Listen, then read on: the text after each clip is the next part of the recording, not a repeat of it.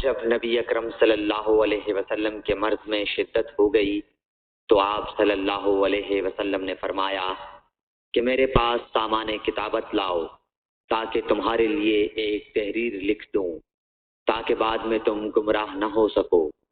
اس پر حضرت عمر رضی اللہ عنہ نے لوگوں سے کہا کہ اس وقت آپ صلی اللہ علیہ وسلم پر تکلیف کا غلبہ ہے اور ہمارے پاس اللہ کی کتاب قرآن موجود ہے جو ہمیں ہدایت کے لیے کافی ہے۔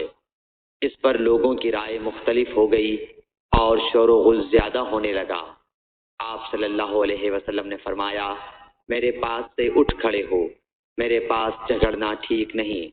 اس پر ابن عباس رضی اللہ عنہ یہ کہتے ہوئے نکل گئے کہ بے شک مصیبت بڑی سخت مصیبت ہے، وہ چیز جو ہمارے اور رسول کے اور آپ کی تحریر کے درمیان حائل ہو گئی۔